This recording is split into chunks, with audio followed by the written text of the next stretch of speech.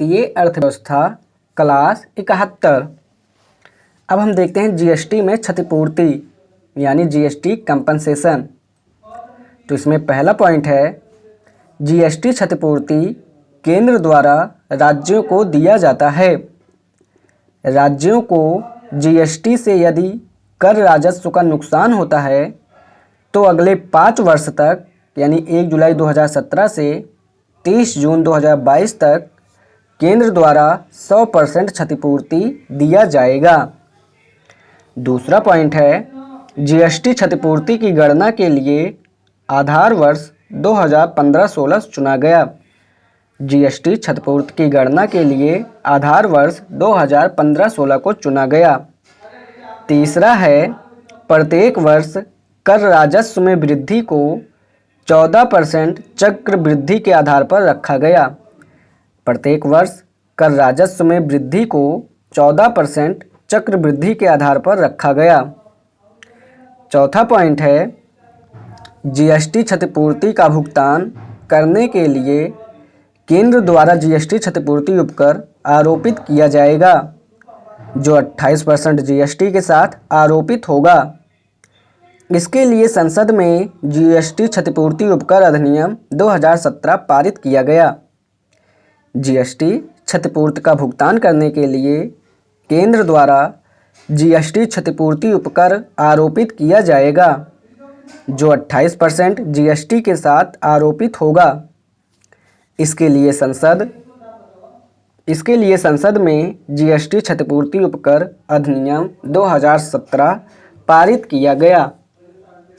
पांचवा पॉइंट है जीएसटी क्षतिपूर्ति उपकर से प्राप्त राजस्व को जीएसटी क्षतिपूर्ति फंड में शामिल किया जाएगा। यदि राज्यों को कोई नुकसान होता है तो उसकी क्षतिपूर्ति जीएसटी क्षतिपूर्ति फंड से किया जाएगा। छठा पॉइंट है यदि नुकसान जीएसटी क्षतिपूर्ति फंड से अधिक हो जाए तो भारत के संचित कोष से उसे पूरा किया जाएगा। सातवां पॉइंट है जून 2022 में जीएसटी क्षतिपूर्ति को समाप्त कर दिया गया, किंतु जीएसटी क्षतिपूर्ति उपकर को वर्ष 2025-26 तक जारी रखा जाएगा, क्योंकि केंद्र द्वारा जीएसटी क्षतिपूर्ति के लिए गए बाजार से उधारी विशेषकर कोरोना महामारी के समय में ब्याज और मूलधन का भुगतान किया जाएगा। अब हम देखते हैं कंपोजिशन स्कीम। तो कंपोजिशन स्कीम हमें नोट्स से पढ़ लेना है, नोट्स जो मिला है। अब हम देखते हैं ई वे बिल्स। तो ई वे बिल्स के बारे में हमें नोट्स से पढ़ लेना है जो मिला हैंड आउट। लेकिन अब हम देखते हैं ई वे बिल्स के लाभ। तो ई वे बिल्स के लाभ में पहला पॉइंट है यह वस्तुओं के आवाजाही को बाधा रहित बनाता है। नंबर 2, आवश्यकता अनुसार बाजार में वस्तुओं की आपूर्ति या उपलब्धता को बढ़ाता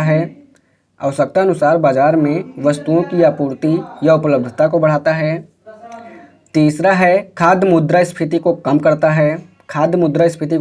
है। और चौथा है परिवहन लागत को कम करता है। अब हम देखते हैं जीएसटी की दरें। तो वर्तमान में जीएसटी की मुख्य 5 दरें हैं 0, 5, 12, 18 और 28। इसके अलावा स्वर्ण और मूल्यवान धातु पर 3% जीएसटी लगता है। अपरिष्कृत यानी अनपॉलिश्ड कीमती और अर्ध कीमती पत्थर पर 2.5% जीएसटी लगता है। स्वर्ण और मूल्यवान धातु पर 3% जीएसटी लगता है। अपरिष्कृत कीमती और अर्ध कीमती पत्थर पर 2.5% जीएसटी लगता है। 0% जीएसटी के अंतर्गत सब्जी, दूध, मांस, अंडा, छिलका उतरा अनाज, समाचार पत्र इत्यादि इसमें आते हैं। इसमें प्रसंस्कृत और डिब्बा बंद उत्पाद को शामिल नहीं किया जाता है।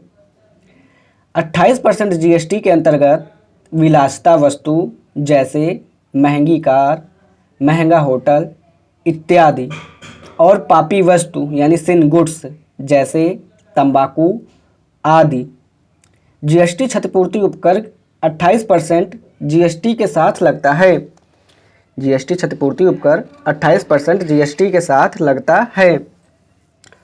अब हम देखते हैं आरएनआर यानी revenue neutral rate. Revenue neutral rate, सरकार यदि कर के दर में कोई परिवर्तन करती है तो वह इस बात का ध्यान रखती है कि वह कर का दर निर्धारित हो जिससे सरकार का कर राजस्व प्रभावित न हो। इसे ही आरएनआर कहा जाता है। अरविंद सुब्रमण्यम का सिफारिश है कि जीएसटी में 12 और 18% जीएसटी के दर को मिलाकर एक दर 15% कर दें। सरकार इसके पक्ष में नहीं है क्योंकि इससे सरकार का आरएनआर प्रभावित होगा। जैसे 15% जब कर देंगे तो 100 करोड़ मान लीजिए है, तो 100 करोड़ का 15 करोड़ और 300 करोड़ का 45 करोड़, तो 15 करोड़ और 45 करोड़ 60 करोड़ होगा टोटल।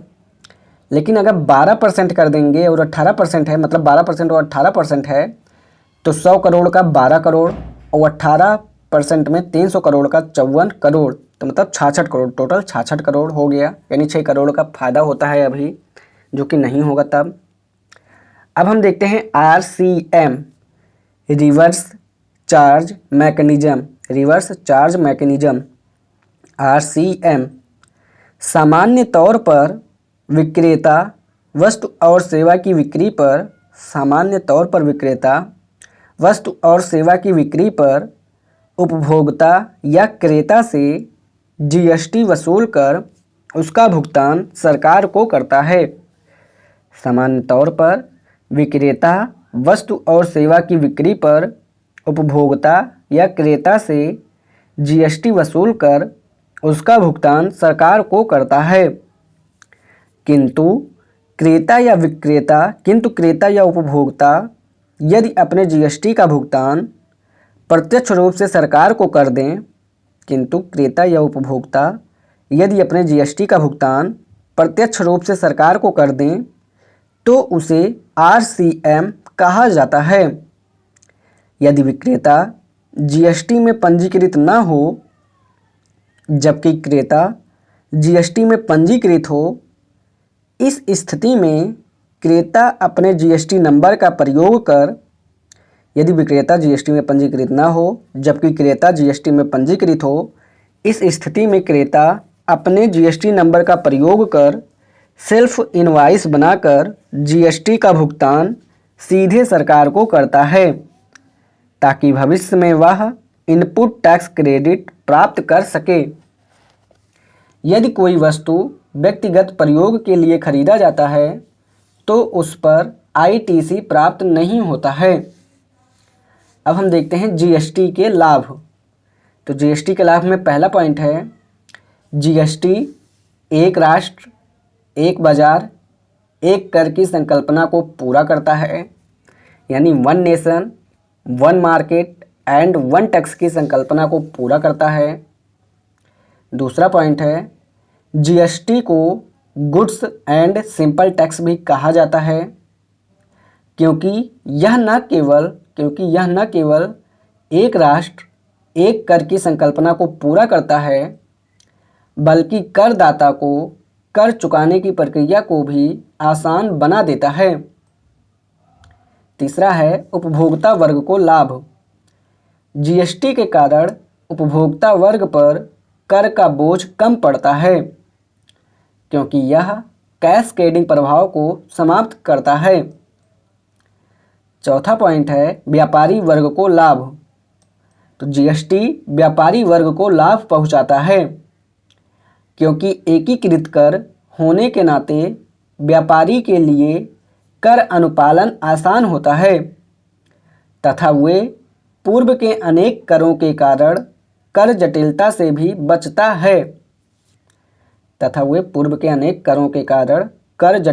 भी बचता है। पांचवा है सरकार को लाभ। जीएसटी से सरकार के कर राजस्व में वृद्धि हुई है। जीएसटी से सरकार के कर राजस्व में वृद्धि हुई है क्योंकि जीएसटी ने कर चोरी को रोका है। क्योंकि जीएसटी ने कर चोरी को रोका है। अब हम देखते हैं जीएसटी में इनपुट टैक्स क्रेडिट यानी कि आईटीसी। तो नंबर 1 है अंतर्राज्य व्यापार में 2 प्रकार का जीएसटी यानी कि सीजीएसटी और एसजीएसटी होता है। नंबर 2 अंतर्राज्य व्यापार में केवल आईजीएसटी होता है। नंबर 3 जीएसटी एक गंतव्य आधारित है जिसका लाभ केवल उपभोक्ता राज्य को प्राप्त होगा। जीएसटी एक गंतव्य आधारित है जिसका लाभ केवल उपभोक्ता राज्य को प्राप्त होगा। अब हम देखते हैं जीएसटी में आईटीसी। तो इसमें पहला पॉइंट है सीजीएसटी का आईटीसी केवल सीजीएसटी से। नंबर 2 एसजीएसटी का आईटीसी केवल एसजीएसटी से। और नंबर 3 है आईजीएसटी से सीजीएसटी और एसजीएसटी दोनों को आईटीसी प्राप्त हो सकता है। और चौथा है आईजीएसटी का आईटीसी केवल आईजीएसटी से प्राप्त होगा। यदि आईजीएसटी कम हो जाए तो क्रम होगा पहले सीजीएसटी से, फिर एसजीएसटी से, फिर नगद भुगतान। अब हम देखते हैं वैट से पूर्व। तो वैट से पूर्व क्या था?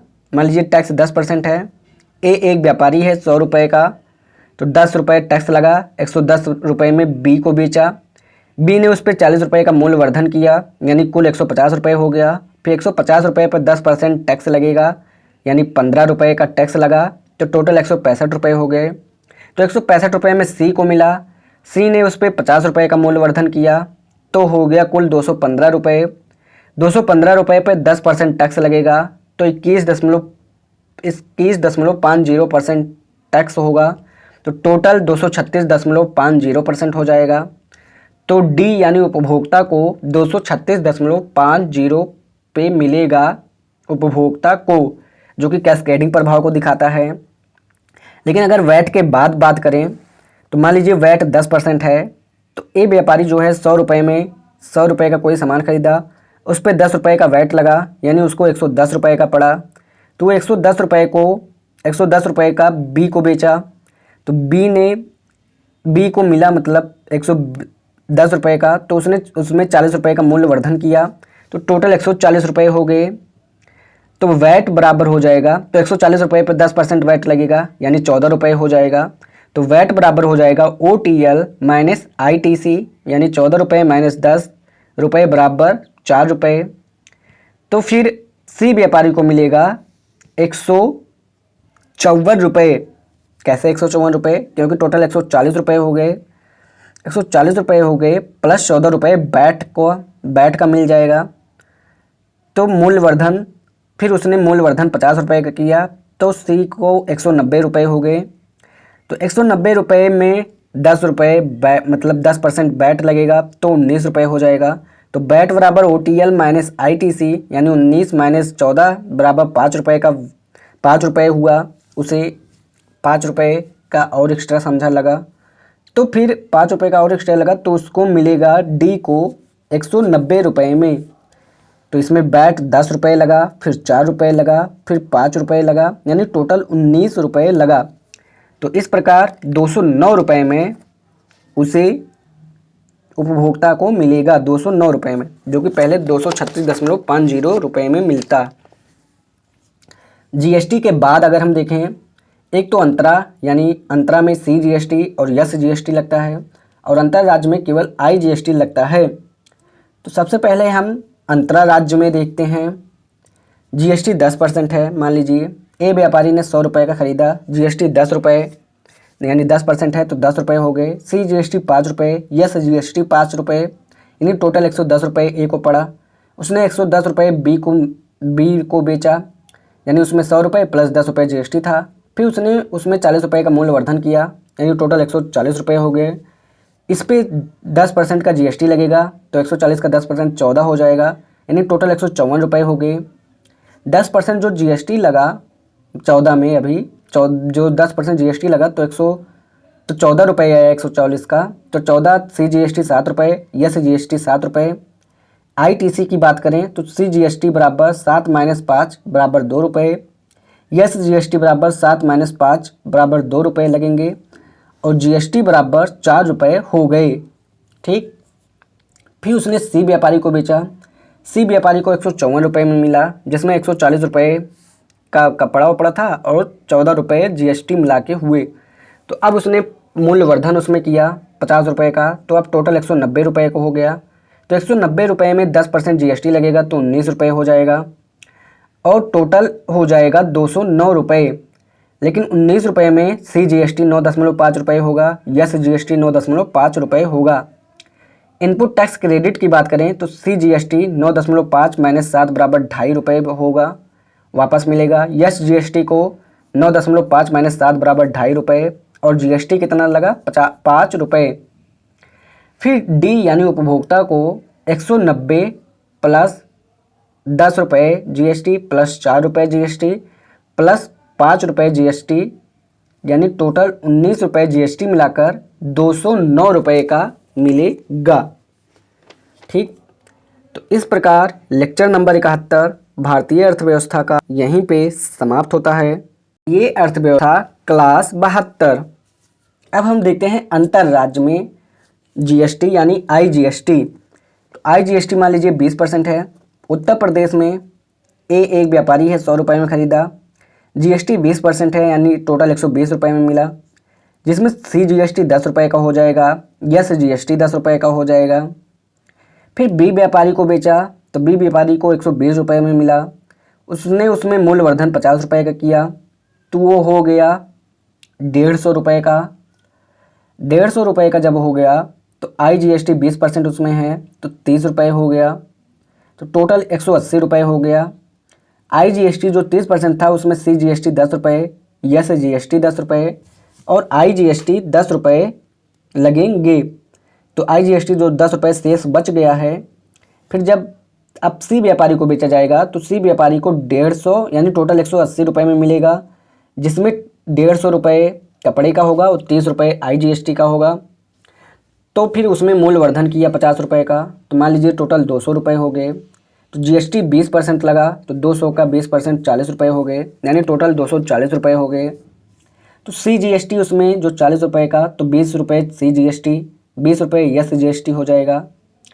अब आईटीसी की बात करें यानी इनपुट टैक्स क्रेडिट की, तो आईजीएसटी 10 रुपये बचा है, यस जीएसटी 10 रुपये मिलेगा, और सी जीएसटी भी 10 रुपये मिलेगा। ठीक, यस जीएसटी कहाँ से आया? ये आया जो यूपी में केंद्र सरकार द्वारा, जो केंद्र है मतलब उत्पादक राज्य है यूपी, तो वहाँ से यस जीएसटी को दिया गया यहाँ पे। फिर डी यानी उपभोक्ता को मिल जाएगा 240 रुपये में। अब हम देखते हैं प्रत्यक्ष कर यानी कि डायरेक्ट टैक्स। यहाँ कराघात और करापात दोनों एक ही बिंदु पर होता है। यहाँ कराघात और करापात दोनों एक ही बिंदु पर होता है। यह प्रगतिशील प्रकृति का होता है, जैसे आयकर, निगम कर, न्यूनतम वैकल्पिक कर, पूंजीगत लाभ कर, प्रतिभूति लेन देन कर, लाभांश वितरण कर, एंजल कर, विंडफॉल कर इत्यादि। तो अब हम देखते हैं आय कर यानी इनकम टैक्स। तो इसमें पहला है, यह केंद्र द्वारा आरोपित और वसूला जाता है। दूसरा है, यह आयकर अधिनियम 1961 से संचालित और विनियमित होता है।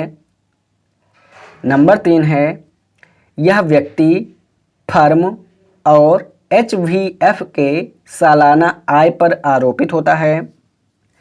और चौथा है, वर्तमान में भारत में सालाना 2.5 लाख रुपए से कम आय वाले को आयकर से छूट दी जाती है। वर्तमान में भारत में सालाना 2.5 लाख रुपए से कम आय वाले को आयकर से छूट दी जाती है। अब हम देखते हैं निगम कर यानी कारपोरेट टैक्स।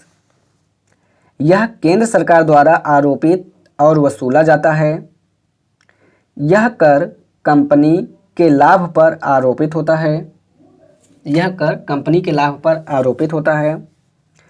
कंपनी दो विवरण, एक लाभ हानि विवरण यानी प्रॉफिट एंड लॉस स्टेटमेंट और दूसरा तुलन पत्र यानी बैलेंस शीट तैयार करती है। प्रॉफिट एंड लॉस स्टेटमेंट में खर्च मान लीजिए 100 करोड़ है, कर में छूट या सब्सिडी 20 करोड़, तो लाभ 80 करोड़ का हुआ, तो ये 80 करोड़ पर निगम कर आरोपित होगा। कुल बिक्री मान लीजिए 100 करोड़ का है, टर्नओवर यानी 100 करोड़ का है, तो 100 करोड़ पे लगेगा। ठीक।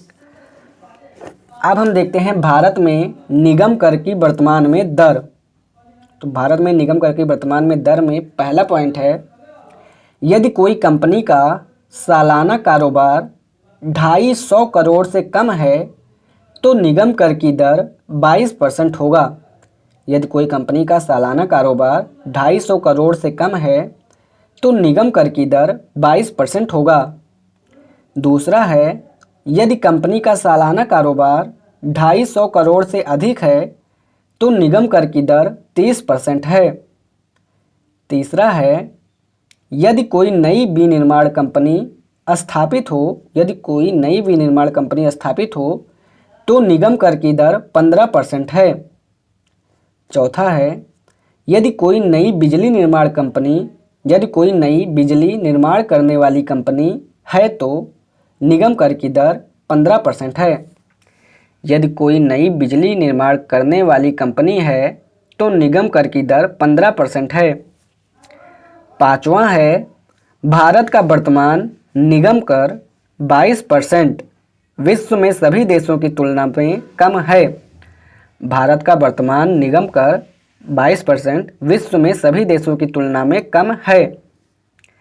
आयकर और निगम कर से सरकार को 30% राजस्व यानी 15% आयकर से और 15% निगम कर से प्राप्त होता है। अब हम देखते हैं न्यूनतम वैकल्पिक कर यानी मैट, मिनिमम अल्टरनेट टैक्स। इसे वर्ष 1997-98 में शुरू किया गया। यह केंद्र सरकार द्वारा आरोपित और वसूला जाता है। राज्यों के साथ इसका सहभाजन होता है। यह कर शून्य कर कंपनी पर आरोपित होता है। न्यूनतम वैकल्पिक कर क्या है? इसे वर्ष 1997-98 में शुरू किया गया। यह केंद्र सरकार द्वारा आरोपित और वसूला जाता है। राज्यों के साथ इसका सहभाजन होता है। यह कर शून्य कर कंपनी पर आरोपित होता है। अब हम देखते हैं शून्य कर कंपनी। वह कंपनी जो अपने खर्च में वृद्धि कर तथा सरकार के कर छूटों का अधिक लाभ उठाकर तथा सरकार के कर छूटों का अधिक लाभ उठाकर अपने लाभ को या तो शून्य या अत्यंत कम कर देती है, उन्हें शून्य कर कंपनी कहा जाता है। शून्य कर कंपनी पर मैट आरोपित होता है जो किताबी लाभ पर लगता है। किताबी लाभ बराबर कंपनी का कुल सालाना बिक्री। किताबी लाभ बराबर कंपनी का कुल सालाना बिक्री, यानी वर्तमान में मैट की दर 15% है। खर्च मान लीजिए 60 करोड़ है, कर में छूट या सब्सिडी 30 करोड़ का है, लाभ हुआ उसे 10 करोड़ का मान लीजिए, तो 10 करोड़ पे निगम कर लगेगा। शून्य कर कंपनी है तो 2.5 करोड़ निगम कर होगा। लेकिन कुल बिक्री मान लीजिए टर्नओवर 100 करोड़ का है, बुक या प्रॉफिट यानी किताबी लाभ 15 करोड़ का है। किताबी लाभ मान लीजिए है 100 करोड़ का कुल टर्नओवर है, तो किताबी लाभ इस पे 15% लगेगा, यानी 15 करोड़ का लगेगा। तो मैट न्यूनतम 15 करोड़ का लगेगा, यानी मिनिमम अल्टरनेट टैक्स न्यूनतम वैकल्पिक का 15 करोड़ लगेगा अगर कुल बिक्री 100 करोड़ का है तो। अब हम देखते हैं पूंजीगत लाभ कर यानी कैपिटल गेन टैक्स, जो कि पीटी 2016 मेंस 2018 में पूछा गया है। पूंजीगत लाभ कर यानी कैपिटल गेन टैक्स CGT यह केंद्र सरकार द्वारा आरोपित और वसूला जाता है तथा राज्यों के साथ सहभाजन होता है। जब संपत्ति को बाजार में विक्रय करके लाभ अर्जित किया जाता है तो उस लाभ को पूंजीगत लाभ कहा जाता है। पूंजीगत लाभ पर लगने वाला कर पूंजीगत लाभ कर कहा जाता है। पूंजीगत लाभ कर दो प्रकार का होता है। नंबर 1 अल्पकालिक पूंजीगत लाभ कर और नंबर 2 है दीर्घकालिक पूंजीगत लाभ कर। संपत्ति दो प्रकार का होता है, चल और अचल। चल जैसे स्वर्ण, पुरानी painting, share, bond, vintage car आदि। अचल जैसे भूमि, मकान इत्यादि। शेयर के लिए 1 वर्ष, बॉन्ड के लिए 3 वर्ष, भूमि अथवा घर के लिए 2 वर्ष। संपत्ति चल या अचल दो प्रकार की होती है। चल में सोना, शेयर, बॉन्ड आते हैं, अचल में जमीन आते हैं। तो संपत्ति का जब विक्रय हुआ तो यदि विक्रय मूल्य ज़्यादा है क्रय मूल्य से तो लाभ हुआ तो उसे पूंजीगत लाभ कहा जाएगा और उस पर कर लगेगा, पूंजीगत लाभ कर। अल्पकालिक अगर होगा तो एसजीटी और दीर्घकालिक होगा तो एलसीजीटी बोला जाएगा। अल्पकालिक को एससीजीटी और दीर्घकालिक को एलसीजीटी। अब हम देखते हैं कर जीडीपी अनुपात, टैक्स जीडीपी रेशियो, जो कि पीटी 2015-2021 में पूछा गया है। कर जीडीपी अनुपात।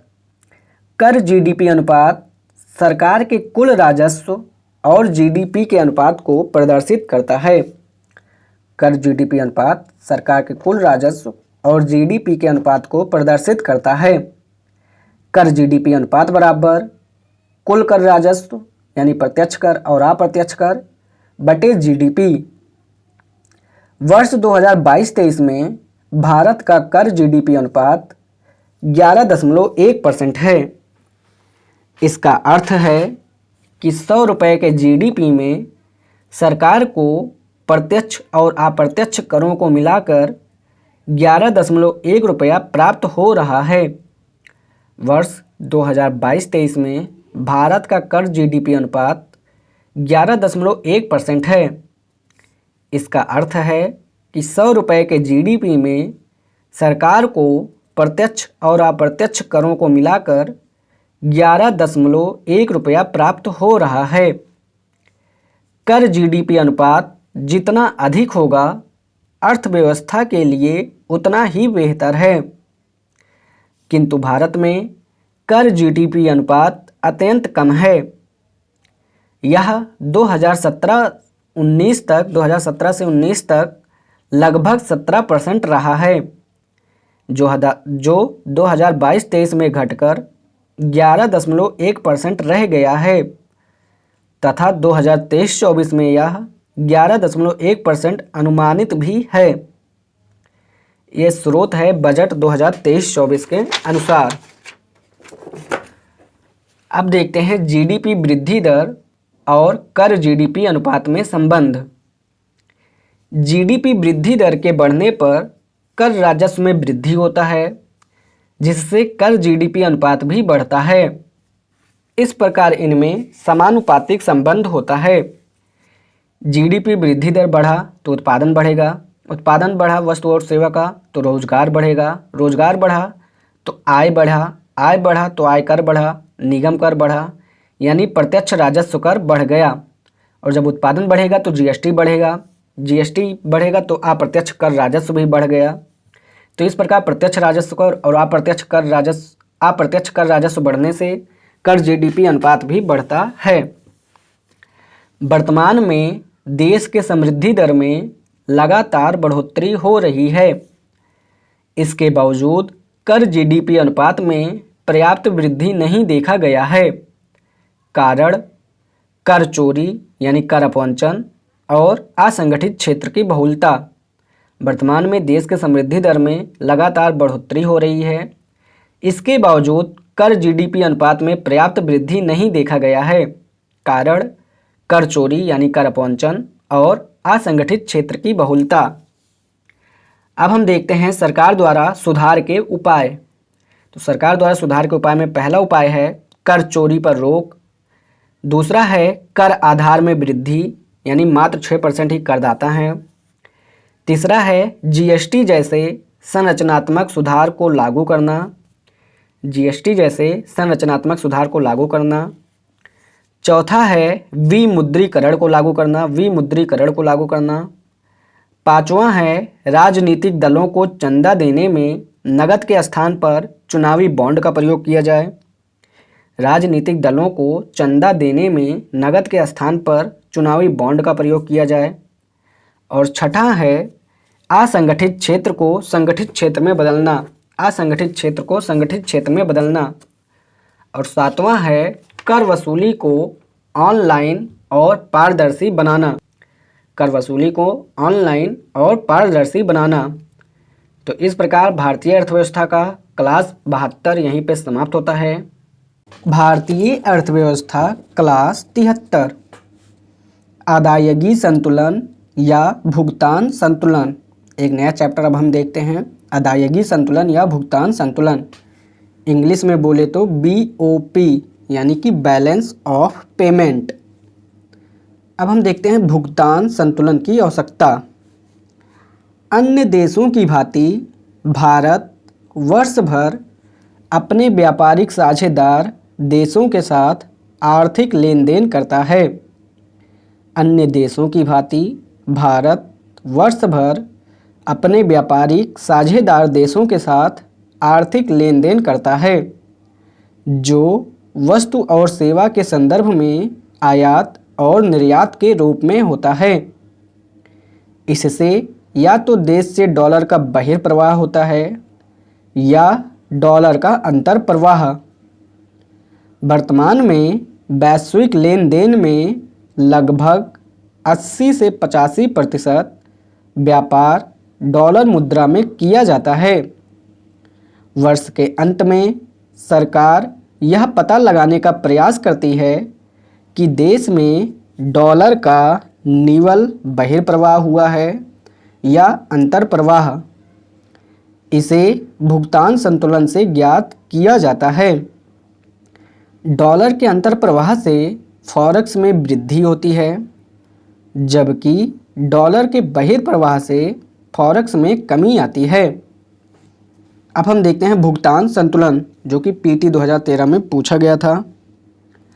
किसी एक देश का अन्य सभी देशों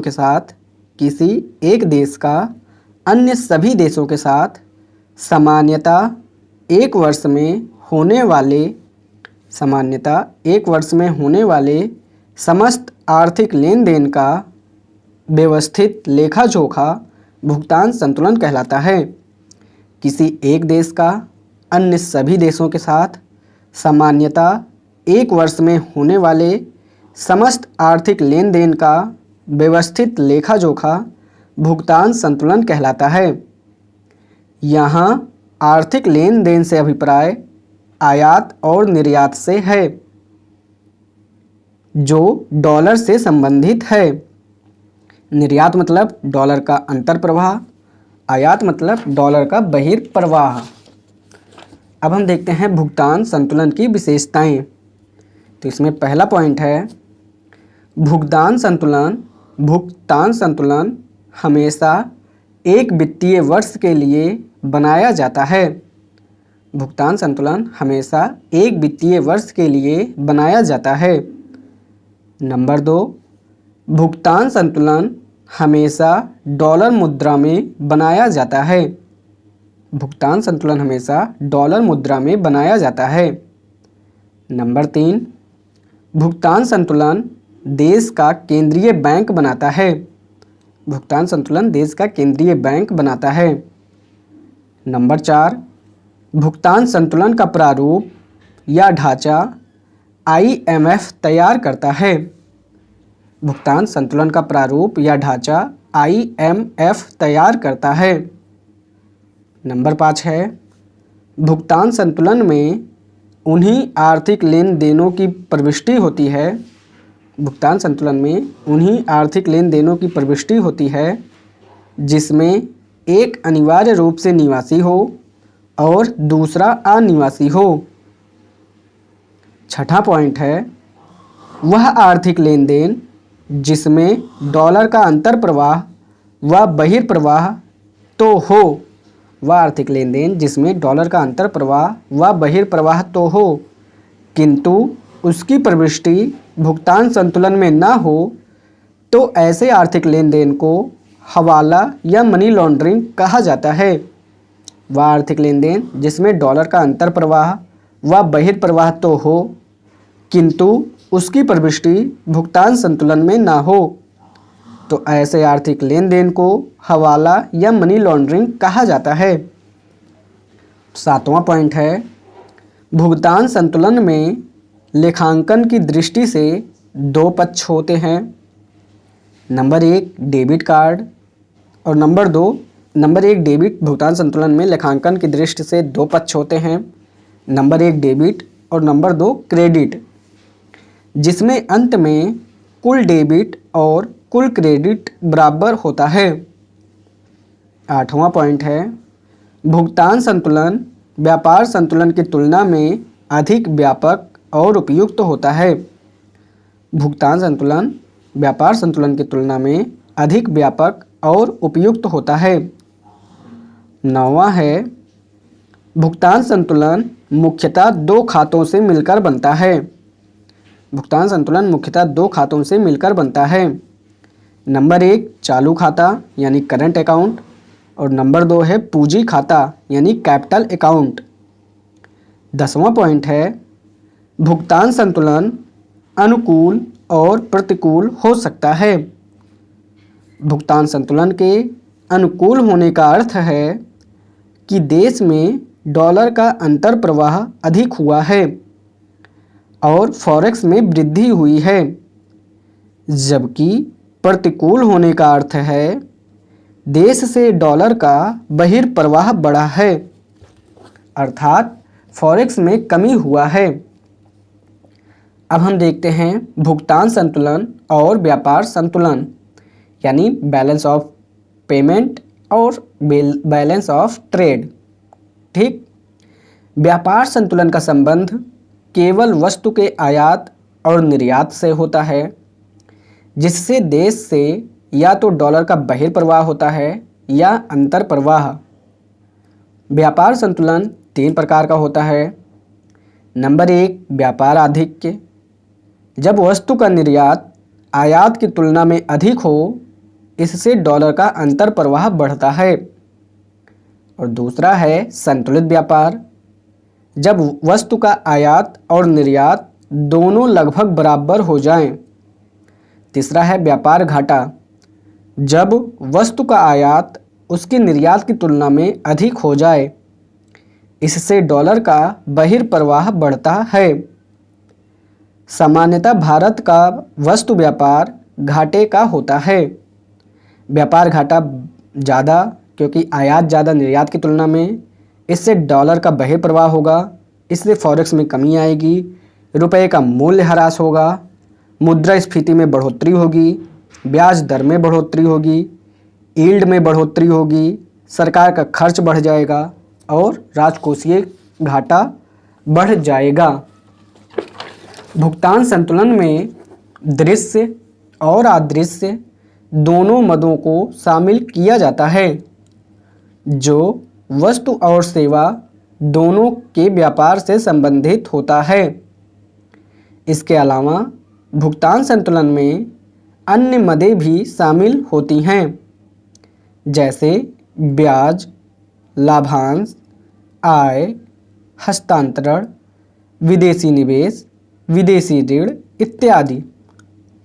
अतः भुगतान संतुलन व्यापार संतुलन की अपेक्षा अधिक व्यापक और बृहद होता है, इसलिए यह व्यापार संतुलन की तुलना में अधिक उपयुक्त और बेहतर होता है।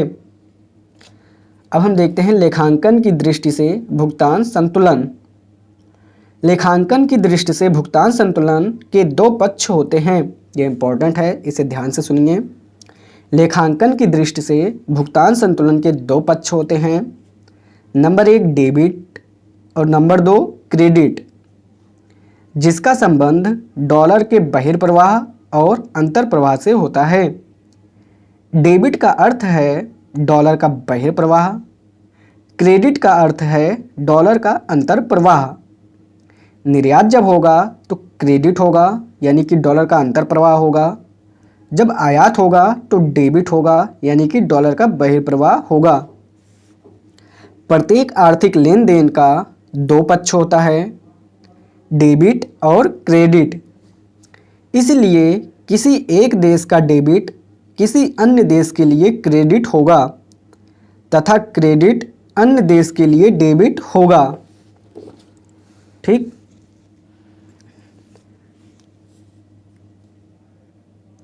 इस प्रकार अंतिम रूप से जब IMF भुगतान संतुलन बनाता है तब इस प्रकार अंतिम रूप से जब IMF भुगतान संतुलन बनाता है तब कुल डेबिट बराबर कुल क्रेडिट होता है।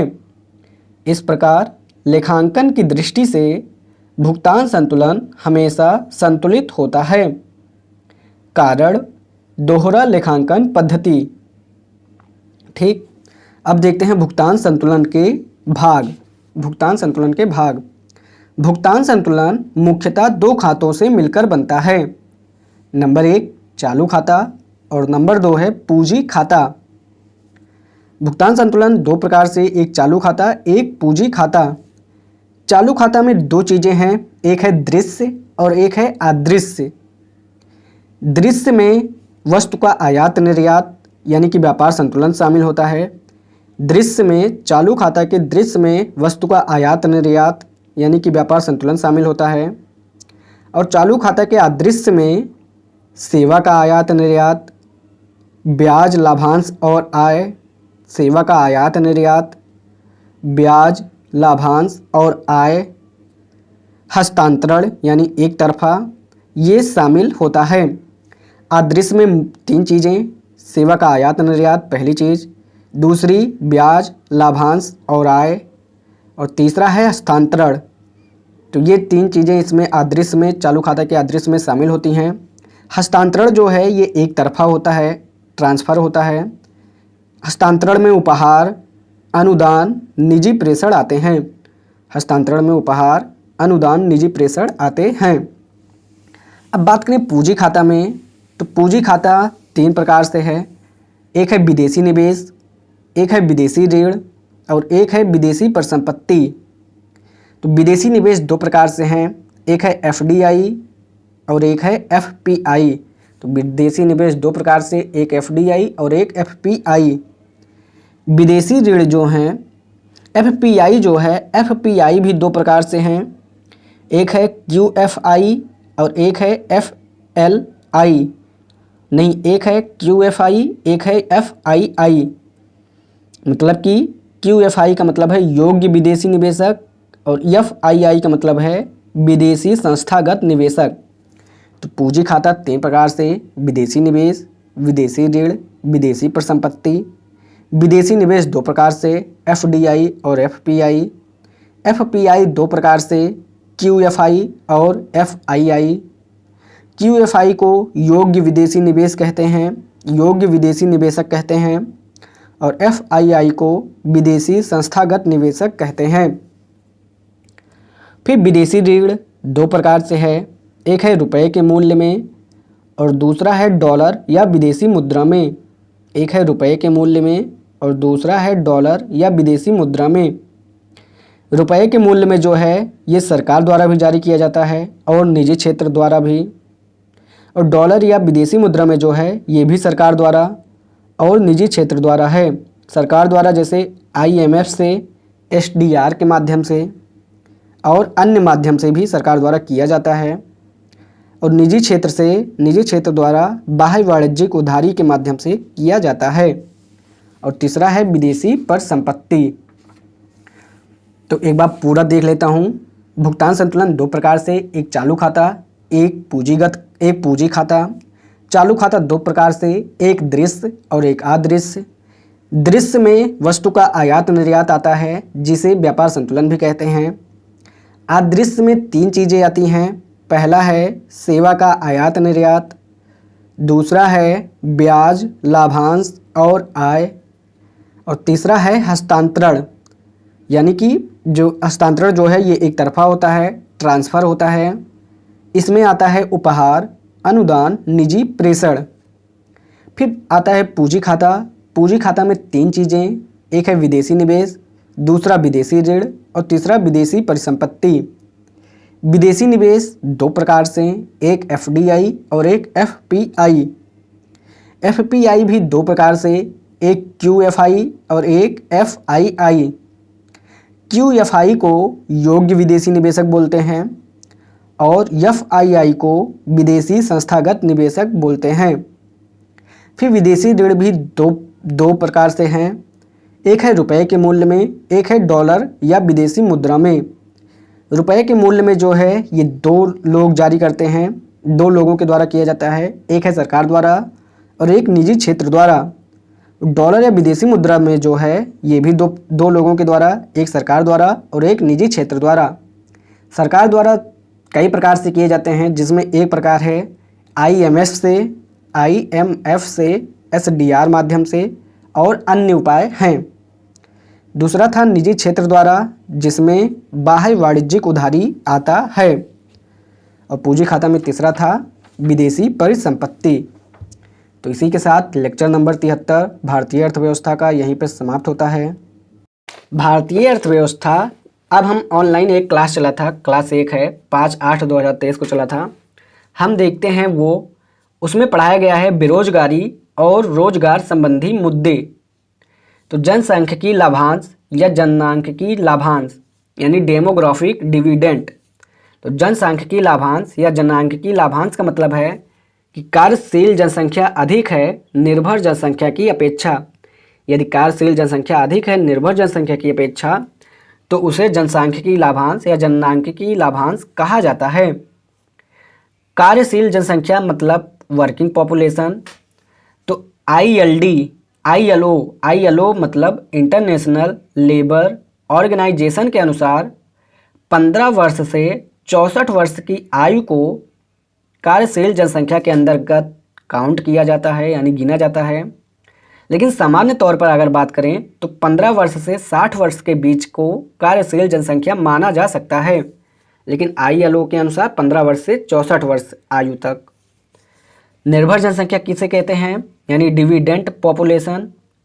तो आईएलओ के अनुसार 15 वर्ष से कम और 64 वर्ष से अधिक के लोगों को निर्भर जनसंख्या कहा जाता है। लेकिन अगर हम सामान्य तौर पर बात करें तो 15 वर्ष से कम आयु और 60 वर्ष से अधिक आयु के लोग को निर्भर जनसंख्या कहा जाता है। अब हम देखते हैं बेरोजगारी। तो कुल जनसंख्या को अगर हम बांटें तो 2 प्रकार से बांट सकते हैं, एक श्रम बल यानी लेबर फोर्स, दूसरा है गैर श्रमिक यानी नॉन लेबर। तो गैर श्रमिक का मतलब है नॉन लेबर, जो स्वेच्छा से बेरोजगार हैं उन्हें गैर श्रमिक कहा जाता है। जो 15 वर्ष से कम आयु के हैं वो भी गैर श्रमिक हैं, और जो 64 वर्ष से अधिक आयु के हैं वो भी गैर श्रमिक हैं।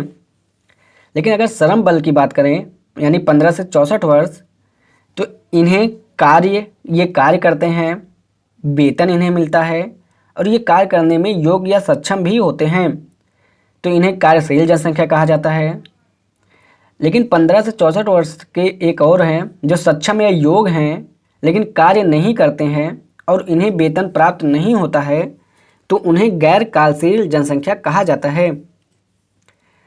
श्रम बल में 2 चीज़ें होती है, एक तो जो कार्य करते हैं, जो कार्य करने में योग्य या सक्षम हैं और कार्य करते हैं, उसके बदले उन्हें वेतन मिलता है, तो उन्हें कार्यशील जनसंख्या कहा जाता है। और दूसरे वे हैं 15 वर्ष से 64 वर्ष के बीच के, जो सक्षम या योग्य हैं कार्य करने के, लेकिन वे कार्य नहीं करते हैं और उन्हें वेतन भी प्राप्त नहीं होता है, तो उन्हें गैर कार्यशील जनसंख्या कहा जाता है। तो बेरोजगारों की संख्या बराबर श्रम बल माइनस कार्यशील जनसंख्या। अब हम देखते हैं बेरोजगारी की परिभाषा। बेरोजगारी वह सामाजिक आर्थिक स्थिति है जहां 15 से 64 वर्ष की आयु के लोग कार्य करने की इच्छा रखते हैं, कार्य करने के योग्य हैं, लेकिन उन्हें अपनी योग्यता के अनुसार रोजगार नहीं मिलता, उसे बेरोजगारी कहते हैं। बेरोजगारी क्या है, दोबारा से बोल देता हूँ। बेरोजगारी वह सामाजिक आर्थिक स्थिति है जहाँ 15 से 64 वर्ष की आयु के लोग कार्य करने की इच्छा रखते हैं, कार्य करने के योग्य हैं, लेकिन उन्हें अपनी योग्यता के अनुसार रोजगार नहीं मिलता, उसे बेरोजगारी कहते हैं। अब दो चीज़ें देखते हैं, दो शब्द है। एक है LFPR यानी labour force participation rate, labour force participation rate, श्रम बल भागीदारी दर। और दूसरा है WPR यानी वर्किंग पॉपुलेशन रेशियो, कार्यशील जनसंख्या अनुपात। और तीसरा शब्द है बेरोजगारी दर यानी एम्प्लॉयमेंट रेट। और चौथा शब्द है female labour force participation rate यानी महिला श्रम बल भागीदारी दर। तो LFPR बराबर कुल श्रम बल बटे कुल जनसंख्या गुणे 100, या बोले तो LFPR बराबर कार्यशील प्लस गैर कार्यशील बटे कुल जनसंख्या गुणे 100। WPR बराबर कार्यशील जनसंख्या बटे कुल जनसंख्या गुणे 100। बेरोजगारी दर बराबर गैर कार्यशील जनसंख्या बटे श्रम बल गुणे 100। महिला श्रम बल भागीदारी दर बराबर कार्यशील महिला बटे कुल श्रम बल गुणे 100। कुल श्रम बल शहरी और ग्रामीण दोनों का, तो ग्रामीण का 24% है 2019-20 के अनुसार और शहरी का 18% है। बेरोजगारी दर की बात करें तो 2017 में 6.1% था, 2018 में 5.8% है और 2019 में 4.8% है, यानी घट रहा है। तो ILO के report world employment and social outlook WESO 2022 के अनुसार ILO के report world unemployment and social outlook, world unemployment and social outlook यानी कि WESO 2022 के अनुसार विश्व में 207 मिलियन बेरोजगार हैं, विश्व में 207 मिलियन बेरोजगार हैं। 2% काम करने के घंटे में कमी आई है, 2% काम करने के घंटे में कमी आई है, जो लगभग 55 मिलियन बेरोजगारी को बताता है, जो लगभग 55 मिलियन बेरोजगारी को बताता है। 2023 तक 40 मिलियन लोग रोजगार से बाहर जाएंगे, 2023 तक 40 मिलियन लोग रोजगार से बाहर जाएंगे। अब हम देखते हैं भारत में बेरोजगारी के कारण। तो पहला है रोजगार विहीन समृद्धि, रोजगार विहीन समृद्धि। दूसरा है रोजगार की लोच दर का कम होना, रोजगार की लोच दर का कम होना। तीसरा है जनसंख्या का अधिक होना। चौथा है आधारभूत संरचना की कमी, आधारभूत संरचना की कमी। पांचवा है कौशल विकास की कमी, कौशल विकास की कमी। छठा है तकनीक आधारित उत्पादन पर जोर, तकनीक आधारित उत्पादन पर जोर। और सातवां है कृषि में अतिरिक्त श्रमिक होना, कृषि में अतिरिक्त श्रमिक होना। अब हम देखते हैं बेरोजगारी के प्रकार। तो बेरोजगारी के दो प्रकार हैं, एक ऐच्छिक बेरोजगार, एक अनैच्छिक बेरोजगार। ऐच्छिक बेरोजगार मतलब जो स्वेच्छा से बेरोजगार हैं, और अनैच्छिक बेरोजगार में आते हैं प्रच्छन्न बेरोजगारी, मौसमी बेरोजगारी, शिक्षित बेरोजगारी, चक्रीय बेरोजगारी, संरचनात्मक बेरोजगारी, घर्षणात्मक बेरोजगारी, अल्प रोजगार यानी अंडर एम्प्लॉयमेंट। तो घर्षणात्मक बेरोजगारी ये इम्पोर्टेंट है, पूछा भी जा चुका है। तो प्रच्छन्न, मौसमी, शिक्षित, चक्रीय, संरचनात्मक, घर्षणात्मक, अल्प रोजगार, तो इतने बेरोजगारी अनैच्छिक बेरोजगार में आते हैं। अब हम देखते हैं बेरोजगारी की गणना के आधार। तो बेरोजगारी की गणना के आधार में पहला आधार है यूपीएस।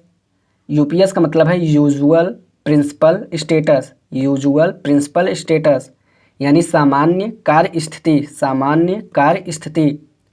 दूसरा है CWS, CWS का मतलब है current weekly status, current weekly status यानी कि चालू साप्ताहिक कार्य स्थिति, चालू साप्ताहिक कार्य स्थिति।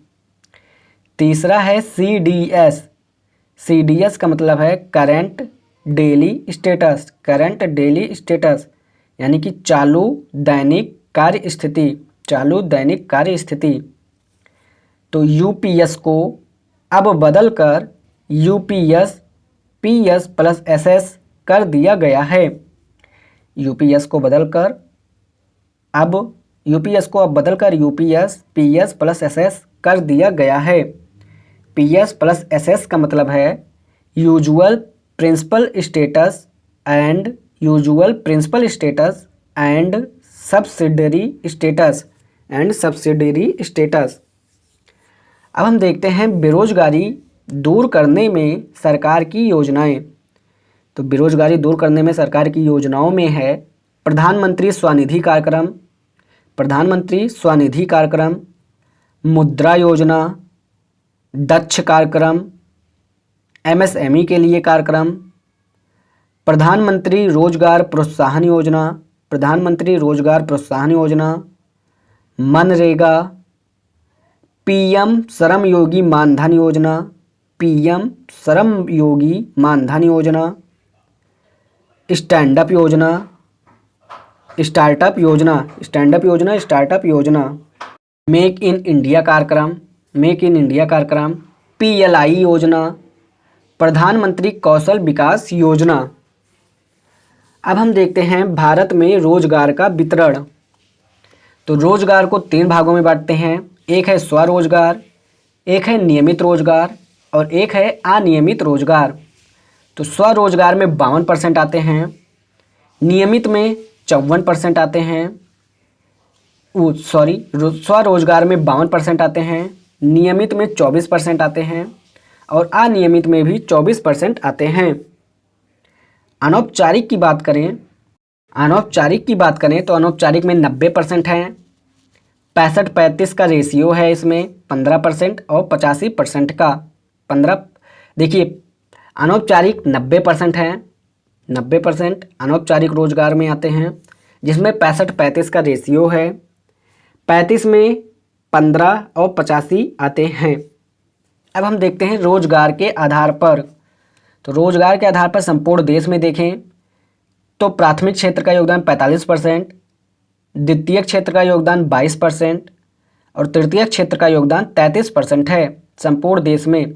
संपूर्ण देश में प्राथमिक का 45, द्वितीयक का 22 और तृतीयक का 33% है। ग्रामीण क्षेत्र में देखें तो प्राथमिक का 57%, द्वितीयक का 21% और तृतीयक का 22% है। शहरी क्षेत्र में देखें तो प्राथमिक का 6%, द्वितीयक का 34% और तृतीयक का 60% है। प्राथमिक की बात करें तो प्राथमिक में रोजगार ज़्यादा है, अनौपचारिकरण बढ़ रहा है जिससे प्रच्छन्न बेरोजगारी बढ़ता है। प्राथमिक में रोजगार बढ़ रहा है जिससे अनौपचारिकरण बढ़ रहा है क्योंकि प्रच्छन्न बेरोजगारी बढ़ रहा है। द्वितीयक में बात करें तो द्वितीयक में 2 चीज़ें होती हैं, एक है निर्माण, एक है विनिर्माण। तो निर्माण में रोजगार जो है, निर्माण में रोजगार अगर बढ़ता है तो निर्माण अनियमित होता है, संविदा आधारित होता है, तो ये अनौपचारिकरण को बढ़ाते हैं।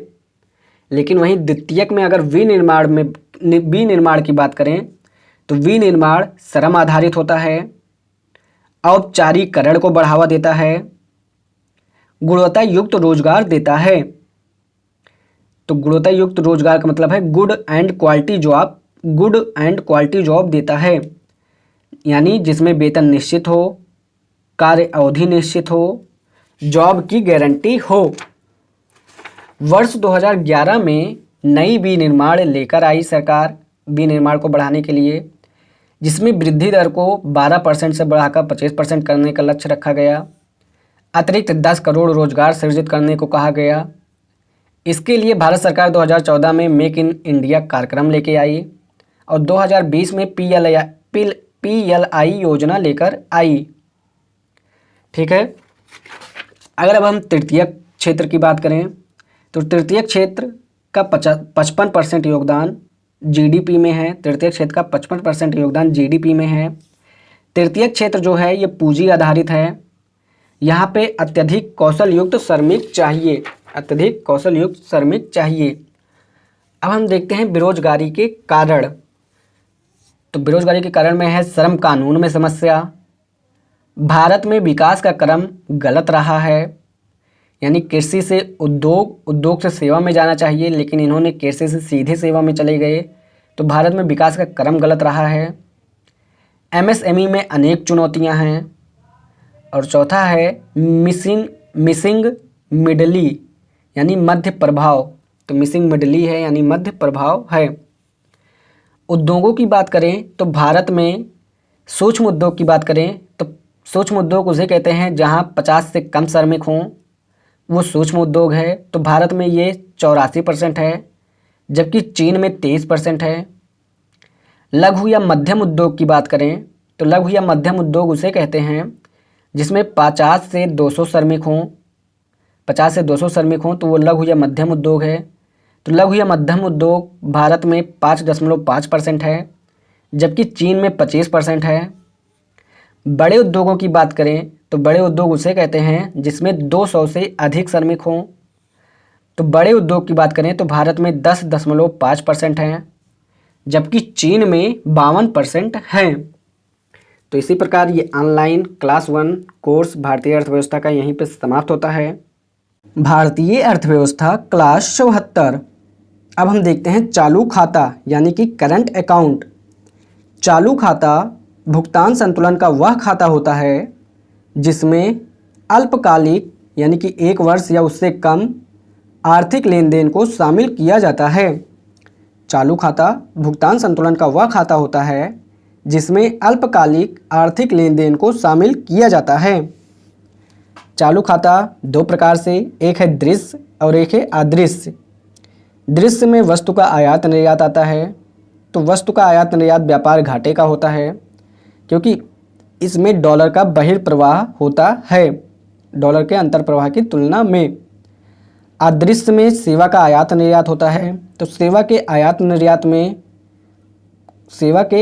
निर्यात में डॉलर का अंतर प्रवाह होता है, यानी ये फायदा वाला ही है।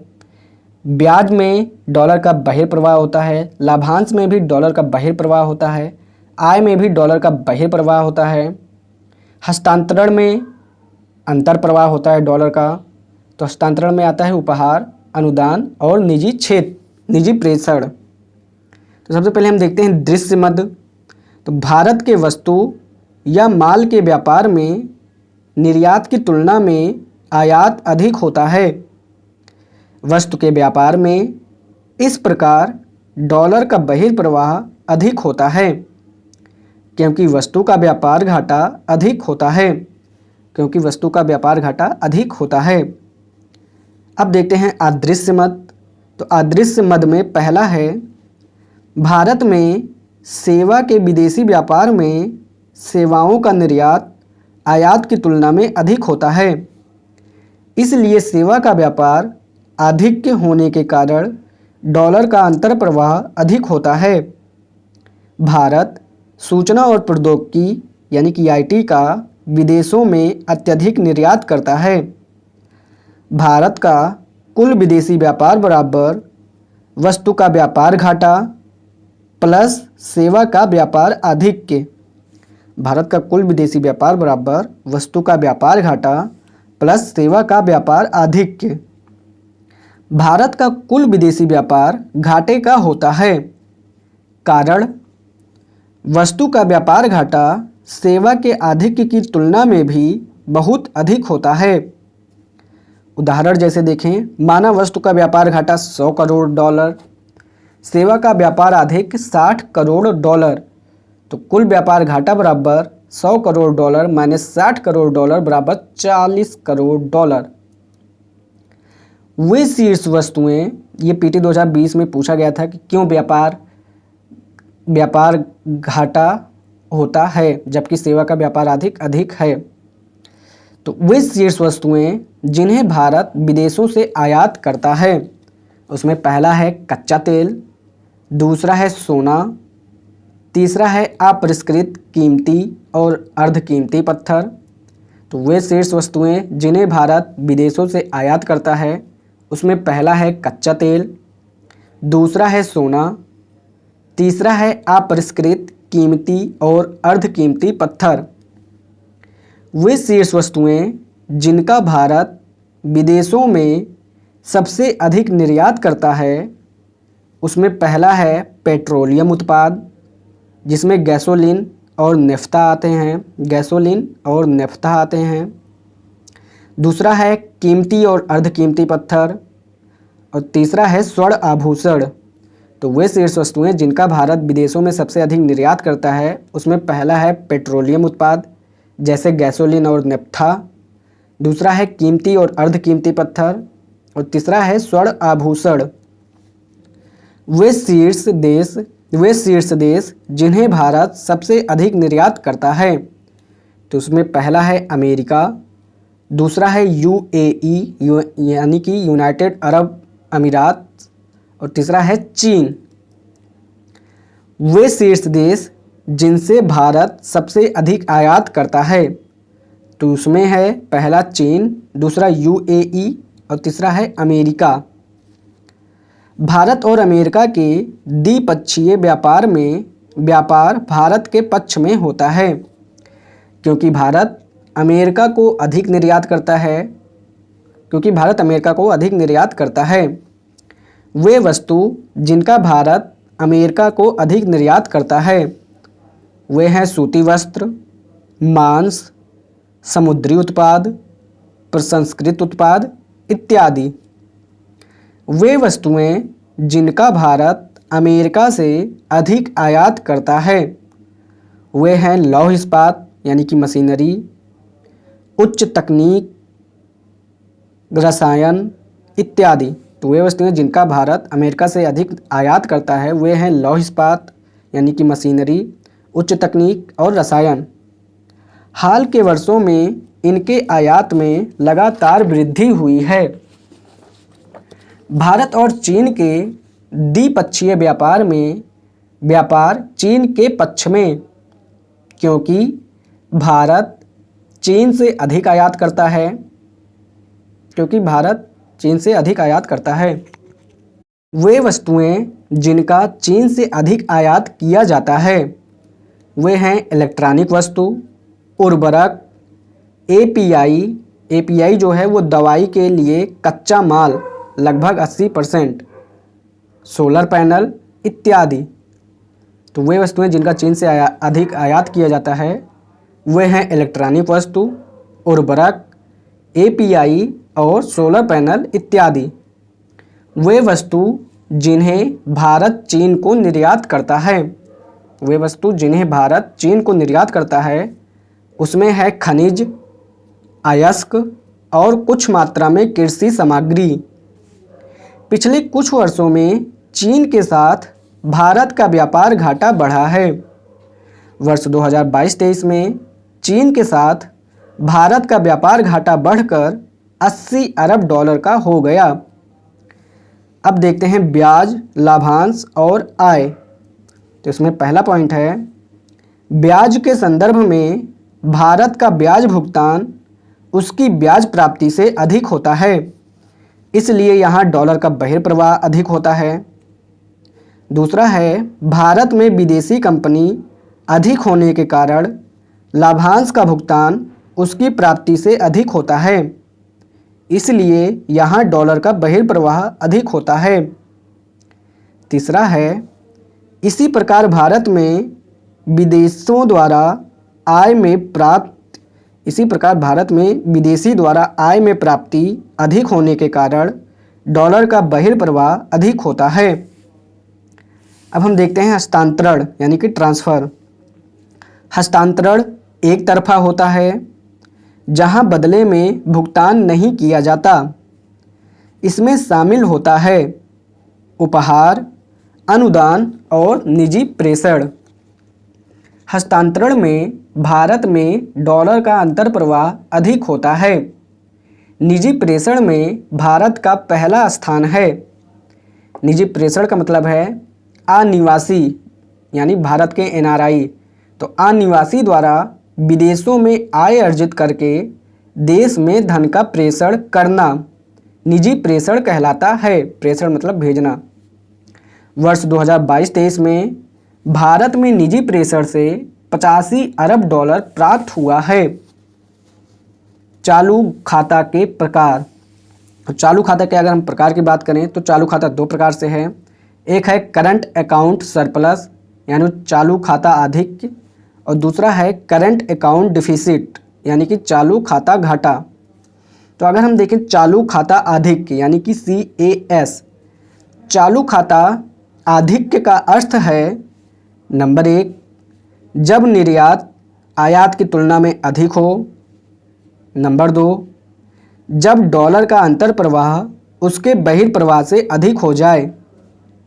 अब देखें चालू खाता घाटा। तो चालू खाता घाटे का अर्थ है नंबर 1, जब निर्यात आयात से कम हो जाए, और नंबर 2 है जब डॉलर का बहिर्प्रवाह उसके अंतर प्रवाह से अधिक हो जाए। भारत का चालू खाता अधिकांशतः घाटे का होता है। भारत जैसे विकासशील देश के लिए चालू खाता घाटे का अधिकतम स्तर GDP का 3% माना जाता है। चालू खाता घाटा और राजकोषीय घाटा को जुड़वा घाटा कहा जाता है। चालू खाता घाटा के बढ़ने पर राजकोषीय घाटे में भी वृद्धि होती है तथा राजकोषीय घाटे के बढ़ने पर चालू खाता घाटे में भी वृद्धि होती है। नंबर 1 हम देखें, राजकोषीय घाटा बढ़ता है तो चालू खाता घाटा बढ़ेगा। जैसे कि राजकोषीय घाटा बढ़ा तो सरकार का खर्च बढ़ा, सरकार का खर्च बढ़ा तो बाजार में तरलता बढ़ी, जिससे मांग बढ़ेगा वस्तु और सेवा का, फिर आयात बढ़ेगा और चालू खाता घाटा बढ़ जाएगा। दूसरा हम देखते हैं कि चालू खाता घाटा बढ़ने से राजकोषीय घाटे का बढ़ना। तो चालू खाता घाटा बढ़ेगा तो आयात बढ़ेगा, जिससे डॉलर का बहिर्प्रवाह होगा, फॉरेक्स में कमी आएगी, रुपए का मूल्य ह्रास बढ़ेगा, मुद्रास्फीति बढ़ेगी, ब्याज दर बढ़ेगा, यील्ड बढ़ जाएगा। यील्ड बढ़ने से सरकार का खर्च बढ़ जाएगा। जब सरकार का खर्च बढ़ जाएगा तो राजकोषीय घाटा बढ़ेगा। अब हम देखते हैं चालू खाता घाटे का अर्थव्यवस्था पर प्रभाव। तो यदि चालू खाता घाटे में वृद्धि होती है, यदि चालू खाता घाटे में वृद्धि होती है तो नंबर 1 आयात में वृद्धि होगी, नंबर 2 डॉलर के बहिर्प्रवाह में वृद्धि होगी, नंबर 3 फॉरेक्स में कमी होगी, नंबर 4 रुपए के मूल्य ह्रास में वृद्धि होगी, और नंबर 5 है राजकोषीय घाटे में वृद्धि होगी। इस प्रकार चालू खाता घाटे का अर्थव्यवस्था पर सकारात्मक और नकारात्मक दोनों प्रभाव पड़ता है।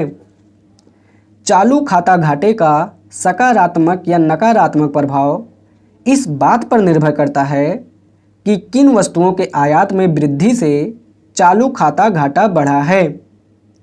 यदि उपभोग वस्तु जैसे कच्चा तेल, खाद्य तेल, स्वर्ण इत्यादि के आयात से चालू खाता घाटा बढ़ता है तो यह हमेशा अर्थव्यवस्था के लिए नुकसानदायक होता है।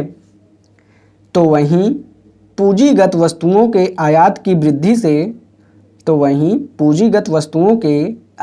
वृद्धि से जैसे मशीन, उपकरण, उच्च तकनीक इत्यादि से चालू खाता घाटा बढ़ता है तो अल्पकाल में यह डॉलर के बहिर्प्रवाह में वृद्धि करता है, किंतु दीर्घकाल में यह उत्पादन क्षमता में वृद्धि करके GDP वृद्धि दर, रोजगार और निवेश खर्च को बढ़ाता है, जिसका अर्थव्यवस्था पर सकारात्मक प्रभाव पड़ता है। अब हम देखते हैं चालू खाता घाटे का वित्तीयन। चालू खाता घाटे का वित्तीयन। तो चालू खाता घाटे का वित्तीयन का स्रोत चालू खाता घाटे का वित्तीयन का स्रोत हमेशा पूंजी खाता का आधिक्य होता है, क्योंकि पूंजी खाता हमेशा आधिक्य में होता है। यदि पूंजी खाता आधिक्य चालू घाटे को पूरा नहीं कर पाता है तो देश में स्थित फॉरेक्स का प्रयोग किया जाता है। यदि फॉरेक्स भी चालू खाता घाटे को पूरा करने में अपर्याप्त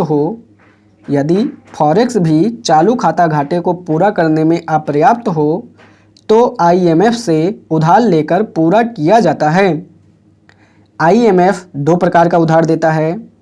नंबर 1 रियायती उधार जो कि ब्याज रहित होता है, और नंबर 2 है गैर रियायती उधार जो कि ब्याज सहित होता है। भुगतान संतुलन के संदर्भ में आईएमएफ हमेशा गैर रियायती उधार देता है। अब हम देखते हैं पूंजी खाता यानी कैपिटल अकाउंट। पूंजी खाता भुगतान संतुलन का वह खाता होता है जिसमें उन सभी आर्थिक लेन देन को शामिल किया जाता है जो दीर्घकालिक प्रकृति के होते हैं। इस प्रकार इसमें मुख्य रूप से विदेशी निवेश और विदेशी ऋण को शामिल किया जाता है। पूंजी खाता भुगतान संतुलन का वह खाता होता है जिसमें उन सभी आर्थिक लेन देन को शामिल किया जाता है जो दीर्घकालिक प्रकृति के होते हैं। इस प्रकार इसमें मुख्य रूप से विदेशी निवेश और विदेशी ऋण को शामिल किया जाता है। पूंजी खाता में विदेशी निवेश एफडीआई और एफपीआई होते हैं, विदेशी ऋण होता है और विदेशी परिसंपत्ति होता है। विदेशी परिसंपत्ति जो होता है ये बैंक की होती है। विदेशी परिसंपत्ति 3 प्रकार से है। एक है एनआरई, दूसरा है एनआरओ और तीसरा है एफसीएनआरबी। ये तीनों ही एनआरआई की जमाएं हैं। कौन कौन सी? एनआरई, एनआरओ और एफसीएनआरबी। अब हम देखते हैं विदेशी निवेश। विदेशी निवेश का अर्थ है देश की भौगोलिक सीमा से बाहर विदेशों से निवेश की प्राप्ति या विदेशों में किया गया निवेश। विदेशी निवेश का अर्थ है देश की भौगोलिक सीमा से बाहर विदेशों से निवेश की प्राप्ति या विदेशों में किया गया निवेश। विदेशी निवेश मुख्यतः 2 प्रकार का होता है। नंबर 1 एफडीआई यानी कि फॉरेन डायरेक्ट इन्वेस्टमेंट, प्रत्यक्ष विदेशी निवेश, और दूसरा है एफपीआई यानी कि फॉरेन पोर्टफोलियो इन्वेस्टमेंट यानी कि विदेशी पोर्टफोलियो निवेश। ठीक, तो विदेशों से प्राप्ति की अगर हम बात करें तो विदेशों से 2 प्रकार की प्राप्ति होती है। एक तो होता है इक्विटी या शेयर से निवेश। इक्विटी या शेयर से निवेश यानी जो कि एफडीआई और एफपीआई के रूप में होता है, ये देयता सृजित नहीं करता है। और दूसरा होता है विदेशों से प्राप्ति डेब्ट यानी कि उधार के रूप में, जो कि बॉन्ड से उधार लेते हैं, तो ये देयता सृजित करता है। तो विदेशों से प्राप्ति 2 रूप में होता है। एक होता है इक्विटी या शेयर निवेश से और दूसरा है डेब्ट से।